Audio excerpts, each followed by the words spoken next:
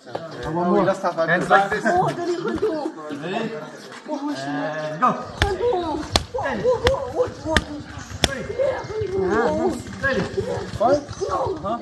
Когато се почувствам удобно в зоната си на комфорт, това е момента, в който трябва да изляза отново от зоната си на комфорт.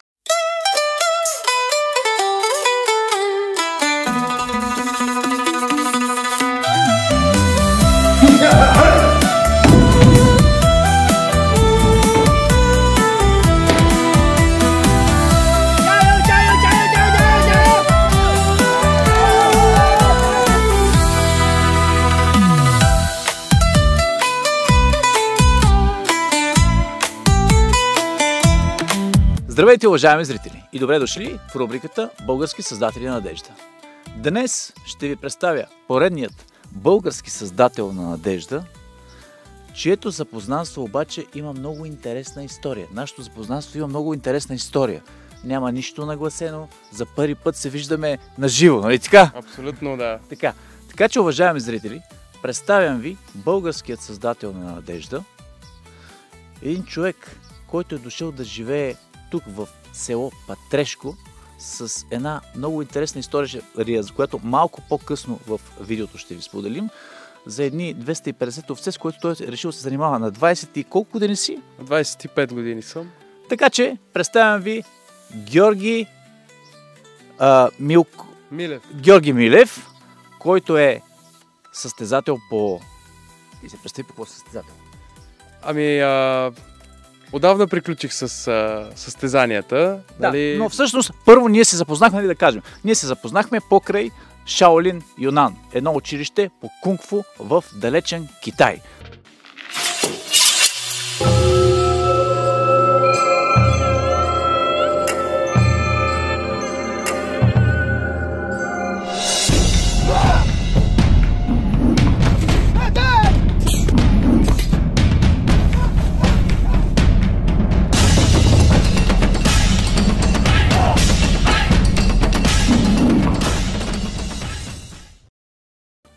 Искам сега да ми разкажеш първо, как така ти се насочи към бойните изкуства? Има ли някой от твоето семейство, който да е някой майстор по кунг-фу нещо? Разкажи. Не. В моето семейство никой не се занимава с бойни изкуства. Реално баща ми е футболист, бивш футболист. Неговата мечта е аз да стана футболист един ден, но още когато бях малък прецених, че отборните спортове не са моята страст. Затова се насочих към бойните изкуства. В ранна детска възраст започнах с таеквондо. Още от първи клас до пети клас се занимавах изцяло с таеквондо. Състезавах се на различни шампионати по таеквондо за деца. След това започнах в кикбоксовата зала, която е в Плевен, СК Скорпиони. Там имам няколко записани матча, стил лоу-кик, кикбокс. Малко след това се запознах тъй като тренирах около 4-5 години, вече юношеските ми години започнах да карам колело. Като това ми беше, може би, не по-малко страст от бойните изкуства. Състезавах се с BMX, като съм участвал на балкански шампионати, на държавни шампионати. Най-голямото ми постижение е 4-то място на балкански шампионат между 90 човека.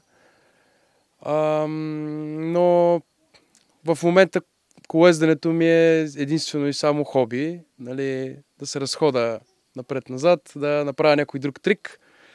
Но продължих с бойните изкуства, като търсех нещо, което да не е чак толкова... Хард? Не хард, по-скоро толкова кърваво и толкова изтощаващо тялото. Затова живота явно чу моите молитви и ме запозна с моят учител в България, Любомир Йорданов. Неговото име, той е грандмайстор Любомир Йорданов. Неговата федерация се казва ИМАСТИ. В нея се занимаваме с изучаване на джит кунедо. Това е на Брусли спорт. Това е на Брусли бойното изкуство, което е взаимство от най-различни други бойни изкуства, като главно от кунг-фу, уинг-чун и кикбокс с нотки на тайквондо, което наистина много ме завоюва и цялото това нещо ме предразположи към тренировките по филипински бойни изкуства. Ескрима, ескридо, калистикс, най-различни наименования има. В различните райони на Филипините се казва по различен начин. И започнахме това обучение с него чрез семинари и соло тренировки в къщи. Той ме предразположи така и в неговата федерация да започваме да се занимаваме и с огнестрелни оръжия. И днес след около 2-3 години практика станах и негов асистент-учител в федерацията, точно към оръжията, към огнестрелните оръжия. Така. Какво е най-важното нещо, което научи от него?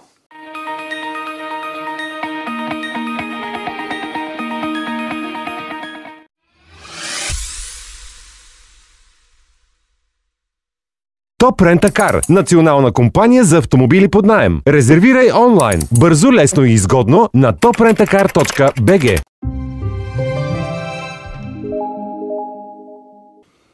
Най-важното нещо, което научих от него е, че бойните изкуства не са за да причиняваме болка и страдание, а за да защитаваме по-слабите. Което отключи пък вратата в мен да погледна към Шаолин. Нали, както на всички, много ни е, обичаме да гледаме стари китайски филми с Шаолин, с кунг-фу. Така, преди да продължим към Шаолин кунг-фу, ще се върна малко назад към началото. Видимо, ти си човек с характер. Не си послушал баща си, той иска да прави футболист, ти кажеш не, още от малък. Обаче след време, когато един ден имаш син, да кажем, или дъщеря, и тя ти каже, или той, ти кажеш, искам да те правя кунг-фу майстор и така, не, искам да бъда футболист. Ти ще го оставиш ли да бъде футболист, да следва сърцето си? Ами, разбира се. Това е много важно, ето. Разбира се, защото моят баща, колкото и силни да бяха амбициите му за мене, той ме остави да следвам сърцето си и да се занимавам с това, което искам да се занимавам. Което, малко по-нататък в интервюто, като заговориме за професионалните ми постижения в сферата на земеделието, той се занимава с земеделие, той също не ми каза: ти ще станеш агроном и ще се занимаваш с земеделие, защото това е семейния бизнес. Това решение взех сам. Аз нося и името си, заедно с... нося името, което носи това признание, което е земеделие. Така. Факт е, че ти се занимаваш и с земеделие, но за това ще ни разкаже малко по-нататък. И така, стигнахме до Шаолин. Как разбра ти за Шаолин? Какво те накара да отидеш в Шаолин? Това, което аз съм чел и съм се сблъсквал, е, че много хора отиват там. Първо, някои от хората, те са единици, които отиват, защото ги влече бойното изкуство, да научат повече, да видят с какво могат да пораснат още. Много други хора отиват, защото нещо вътрешно ги мъчи, искат да преодолеят това нещо отвътре, което ги мъчи и вярвам, че повечето успяват. Какво теб те накара да отидеш в Шаолин? Как се случи? Ами, случи се много бързо и неусетно. Аз никога не съм прекъсвал обучението си в бойните изкуства, но сякаш нещо ми липсваше. Сякаш исках да получам ново знание, исках да получа автентично знание и както цялото ми семейство и близките ми хора, които ме познават, знаят, че аз съм много нетърпелив и искам, когато искам нещо, го искам сега на момента. Да. Което по принцип... е много хубаво, аз поне за мен, нали е супер. Хубаво е, но и някой път ти пречи. Така е, но виж, Да. има една, аз го наричам вълшебната искра на момента. Нещо, което се прояви на някакво желание да го направиш, ако го кажеш, сега ли да видим по-нататък, и той изчезва тая енергия и ти после трябва следваща. Така че, да, всяко нещо има своите рискове, но, както казваше Христо Стоичков, който играе печели, който не играе не печели. Абсолютно, Така. абсолютно правилно. Това, което направих, беше просто потърсих в интернет Шаолин, написах Шаолин, манастир за чужденци. Да. Започнаха да ми излизат YouTube видеа, които малко или много ми открехнаха вратата и разбрах, че е възможно, като чужденец от друга държава, Не е било да отидеш там и да се обучаваш от автентични учители и майстори. И си казах, защо не? Защо да не отида и аз там?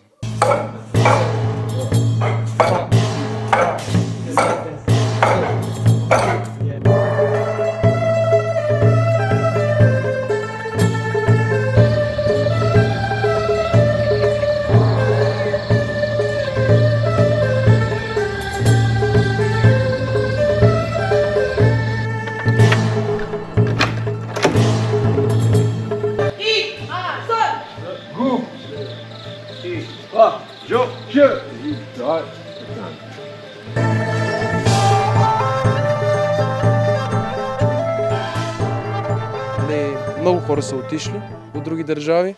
Защо да не отида и аз? Затова направих малко по-голямо проучване и стигнах до Шаолин манастир Юнан, в който първото нещо, което търсех като един българин, е дали има и други българи. Като нямаше, така да кажа, знамето на България и еди кой си представител на тази държава е бил там, спрях се просто на едно име, което беше българско. И като то интервю, по-скоро едно кратко резюме на въпросния човек, как се развили нещата с пътуването му и как е стигнал до там, какво е преживял там. Този мъж се казва Цветан, който ти... Шихенкай, да, с който ти имаш интервю. Предполагам, че твоите зрители вече са запознати кой е той. Намерих го в социалните мрежи, разговарях с него, тъй като българи сме. Да. Доста сме недоверчиви в интернет пространството. Аз вече бях започнал имейл контакт с манастира, но не бях сигурен дали това място е автентично наистина и дали отивам на правилното място. С това се свързах с него. Той ме успокои моите вътрешни притеснения, че това е правилното място. И мигновено си купих билети, попълних всички нужни документи за виза, за пътуване. Действа се на момента. На момента се действа. За една седмица бях събрал вече всички документи. Няколко пъти до София отидох, тъй като не съм от София. Да, и ме попитаха от манастира колко време ще останеш. И аз първо си мислех за 1 месец. След това си казах, един месец няма да ми е достатъчен. Тъмън ще свикна и ще трябва да си хода.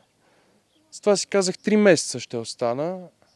И точно преди да си подам визата си казах, няма да са 3, 6 ще бъдат.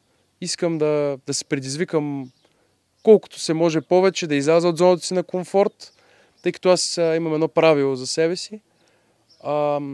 Когато се почувствам удобно в зоната си на комфорт, това е момента, в който трябва да изляза отново от зоната си на комфорт. Исках максимално да изляза колкото се може по-надалече от зоната си на комфорт и да превърна тази зона на дискомфорт в зона на комфорт.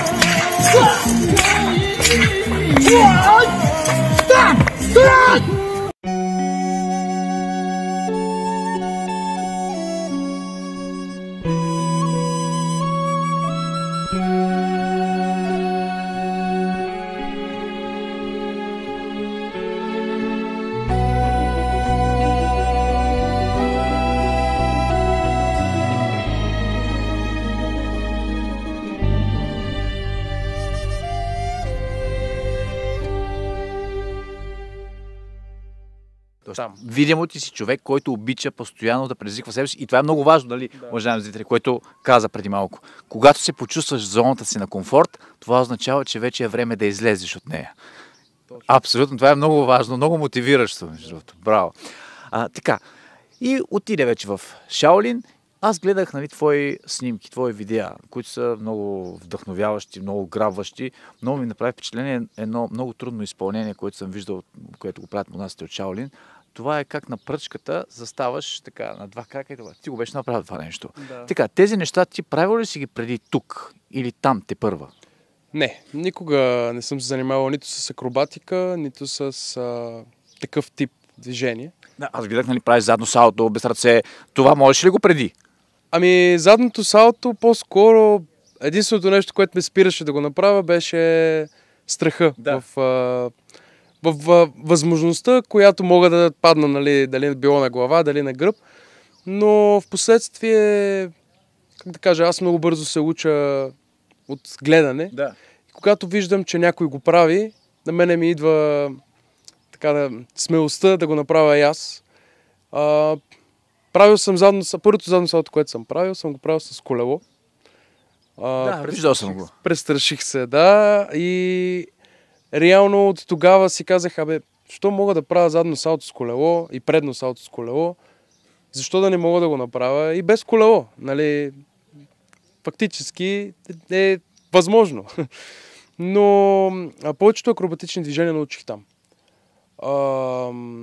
Така, имахме, както ти много добре знаеш, имахме часове, в които правихме акробатика, които доста развиха така възможността ми да се превъртам, да правя салта.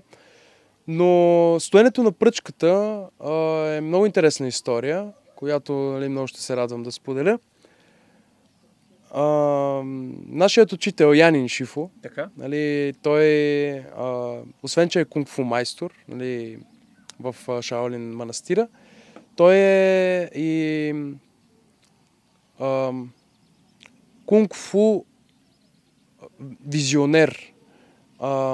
Той е много добър в илюстрирането на различни видове животни, като се превръща в техният образ. Да. Нали, идеята... То, нали, има такива стилове. Точно, жаба... да.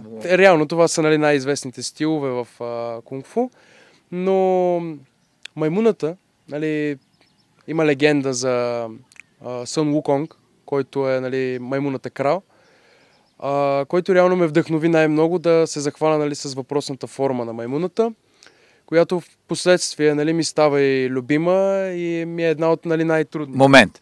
Можем ли тогава да кажем, че всъщност от всичките животни, които ти си оприличаваш, това е маймуната? Да. Защо маймуната? Защото маймуната е най-лукава, най-подвижна и е, как да кажа, смятам, че ние като хора сме, може би, най-близко до маймуната. Да.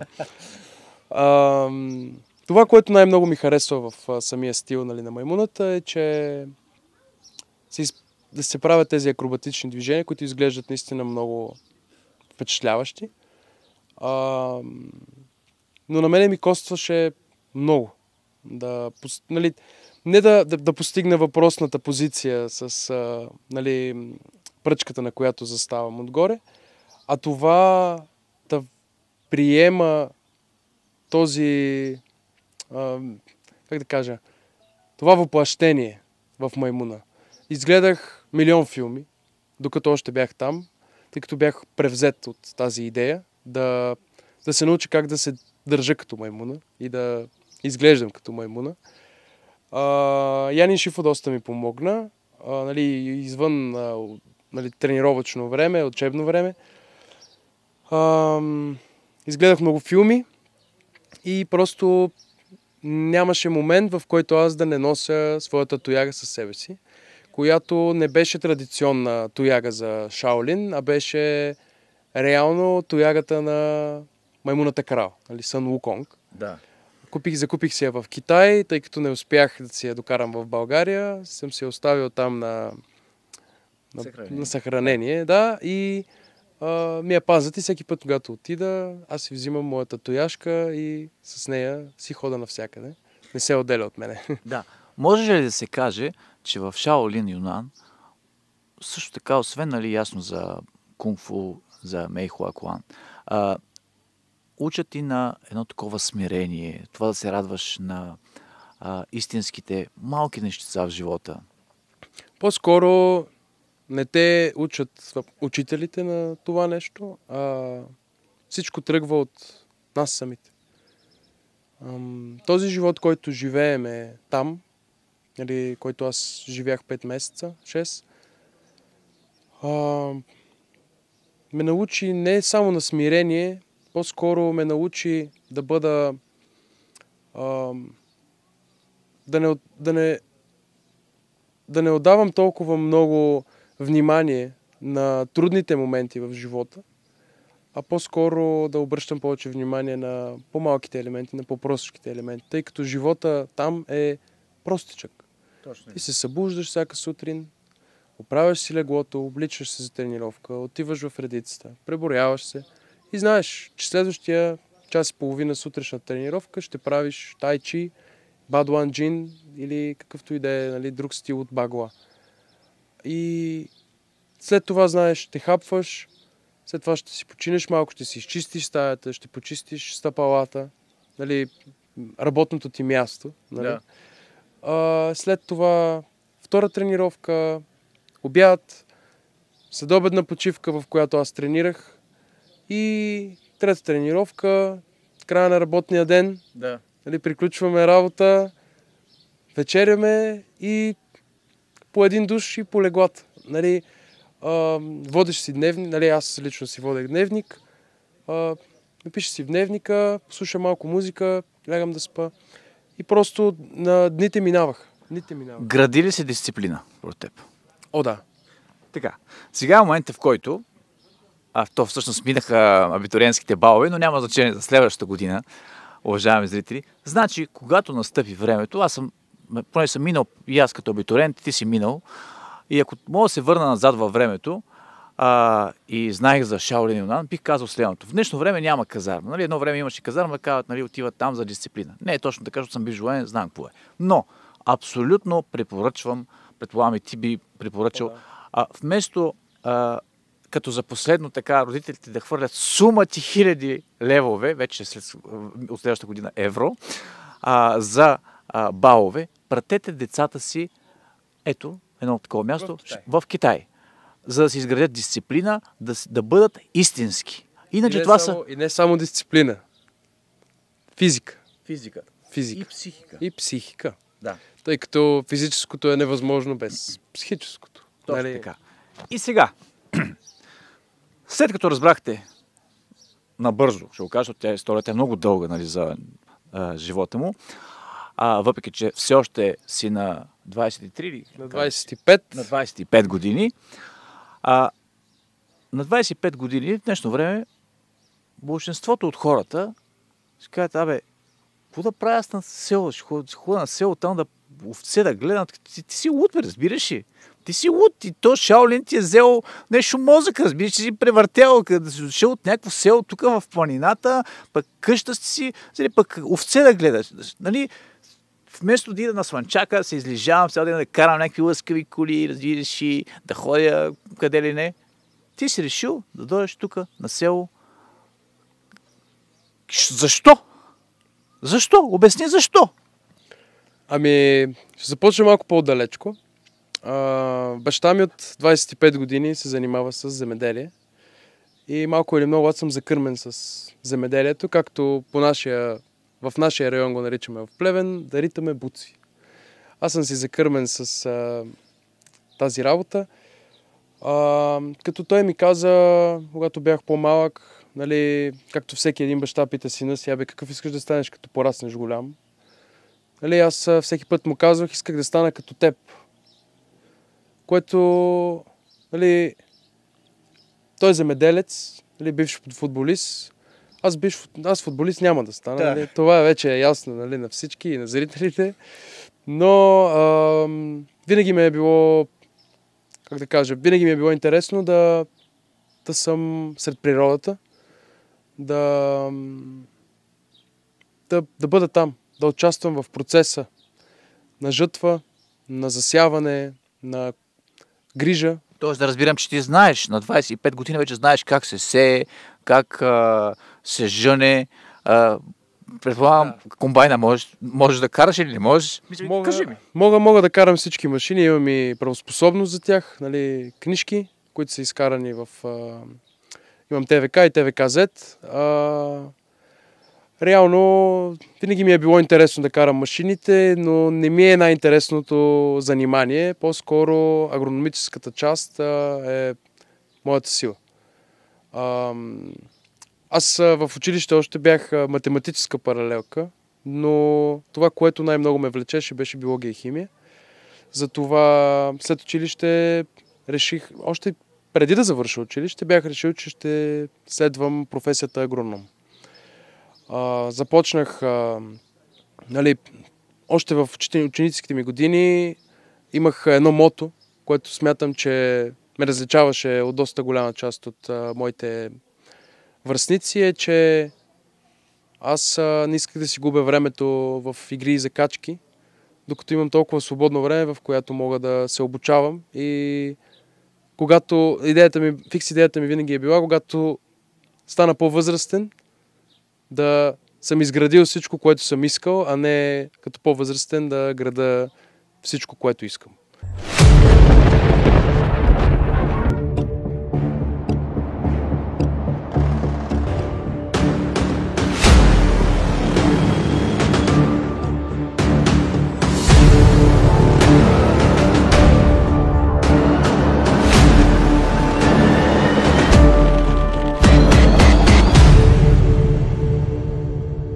И можеш да караш комбайна, Да. Можеш да сееш, можеш да жънеш, разни трактори. Между другото, като казах трактори, и преди малко подхванах темата за, нали, да караш някакви луксозни коли. Всъщност, тук се замислиш, знаеш, трактора е много луксозна кола. В смисъл, особено тия, нали, тракторите нещо време, където ги правят, той е колкото сигурно половин самолет му е цената. Да. Половин самолет не е, но колкото са спортните коли по Слънчака, спортните коли, може и малко повече да са, нали, особено комбайните, там вече говорим, нали, за доста сериозни. Това ти върши работа. Да. Значи, ето, уважаеми зрители, по-добре да си вземете един трактор, който може да го използвате, нали, да съживявате българските села, пък толкова, ако искате да се газарите, качвате си го трактора на един рак-трак, нали, да ти привозят колата до това, до Слънчака, изваждате трактора и тръгвате с него. Така. Абсолютно. И как стана така, че ти избра това местенце, това село, в което се намираме и решихте тук така да се закотвите? Като малко преди да започнем, нали, преди да застана студент, дойдохме на това прекрасно място, село Патрешко, община Троян.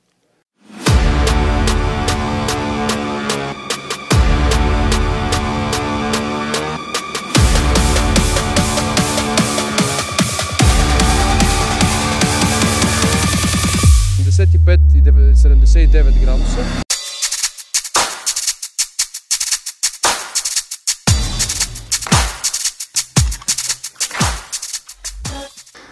А проверихте ли камерите как съм влезнал? Тоест влезнал съм без регистрационни номера. Разбирам. Когато си мислиш, че денят ще е спокоен, и изведнъж...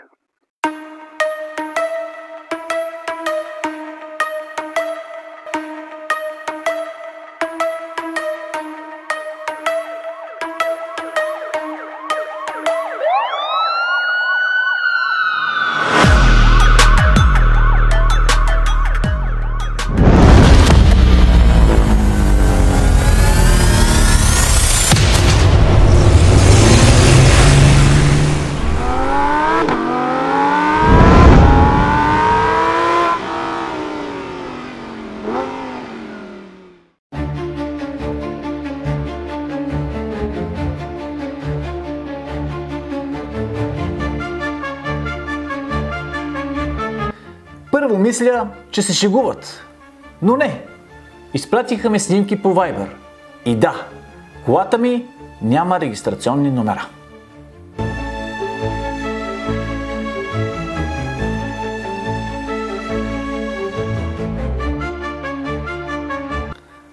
Да, разбирам. Проверихте ли камерите? Как съм влезнал? Добре. Карал съм до сервиза без регистрационни номера. И то без да разбера.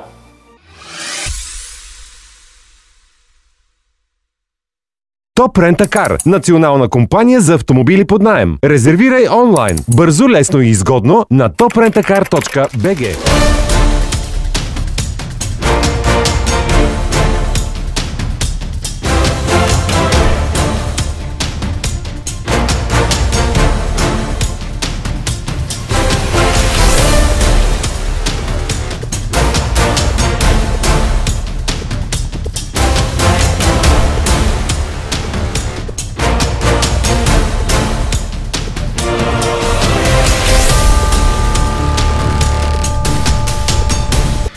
Volkswagen Tiguan. Нов, лъскав автоматик.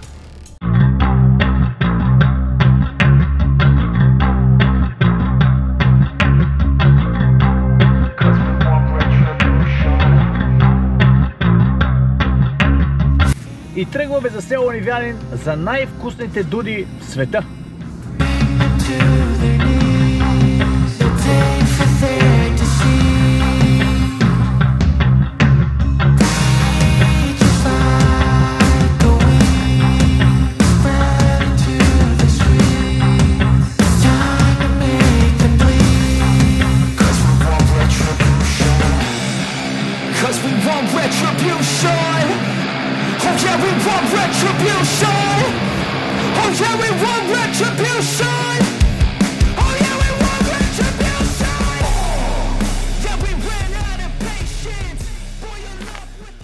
Малко шок, много сладост, животът продължава.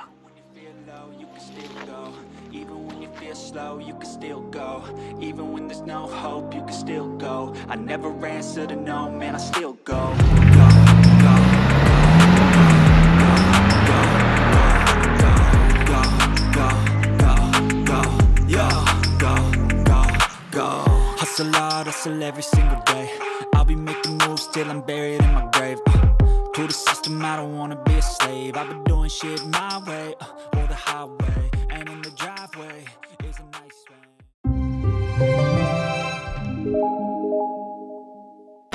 Не оставяйте прозорците на бащините ви къщи да затъмняват завинаги. Не оставяйте дворовете да буренясват и ключалките на портите да ръжлясват. Паметта трябва да остане жива за бащиния дом, за родното село, за родната къща. Какво се нуждае България на първо място? България трябва да има светли хора, като тебе, като мене. Абе, трябва човещина. Човещина. Точната дума. Човещина.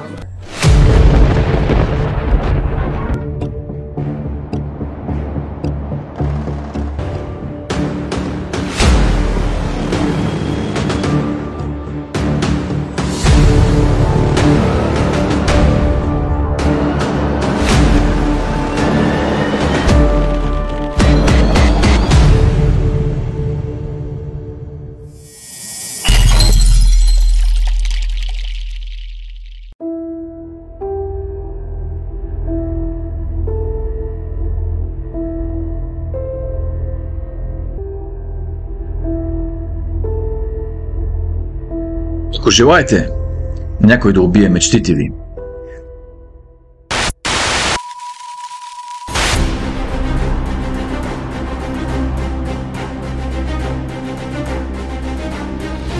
първо ги споделете на вашите родители.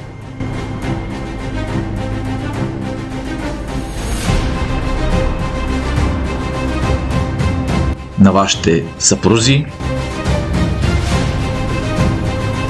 съпруги. И повярвайте ми, че в 99% от случаите най-вероятно мечтите ви ще бъдат убити.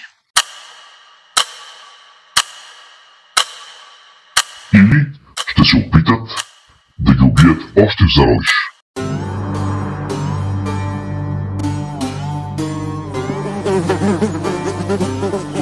И продължаваме напред. Да скачим тази дюна, ще мога да изкачим. Има една поговорка, която казва: и сам войнат е войн. Всъщност, и сам ми звучи някакси отчаяно. Затова по-правилното според мен е: сам войнат е войн.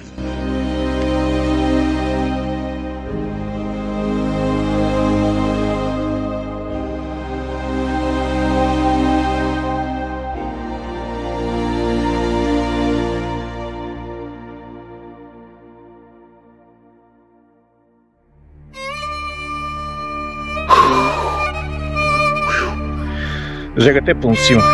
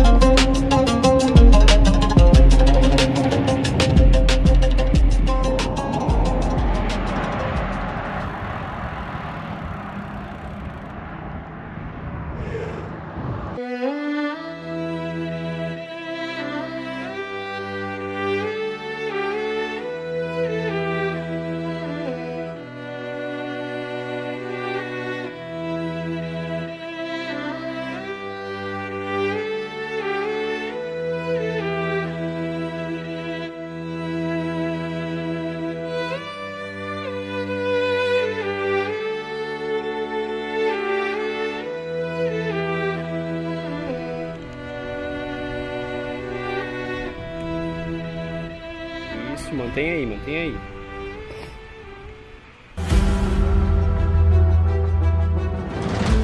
Traveling from Sofia to Dubai by car can be quite an adventure. With a motorcycle is an even bigger challenge.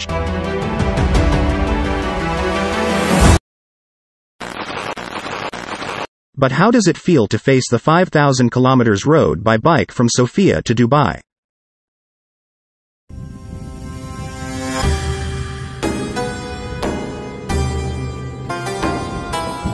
Здравейте, уважаеми зрители! Време е за велопреход.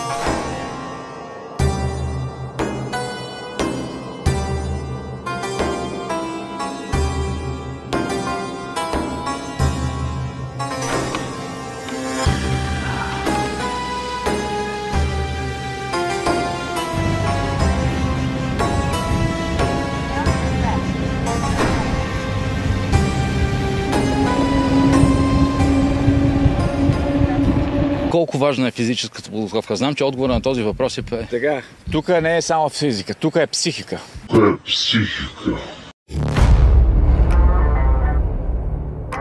Използвам приложение Komoot, специално за велосипедисти.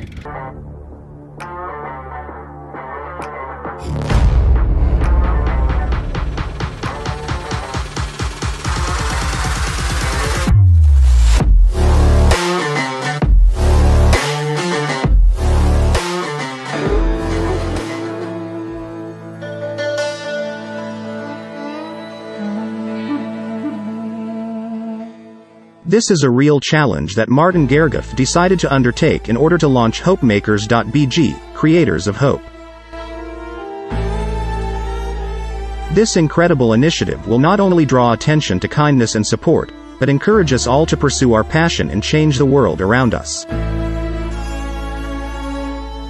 Martin Gergiev will not only exceed the limits of his physical capabilities, but will be one of the symbols of perseverance, determination and belief in achievable goals. With the HopeMakers.bg initiative, he will continue forward, making us believe that each of us can create change for the better and be a creator of hope.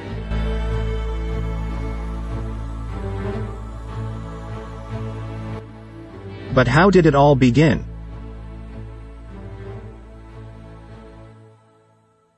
In May 2023, Martin Gergiev visited the United Arab Emirates for the second time and Dubai for the first time. Martin remains extremely fascinated by Old Dubai, where he stays at the Al Seef Heritage Hotel.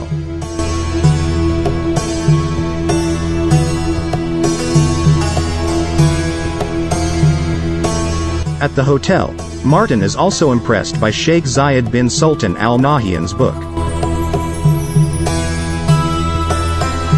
Shortly after, Martin returned to Bulgaria and saw a post on Sheikh Mohammed bin Rashid Al Maktoum's LinkedIn profile that inspired him to follow his calling.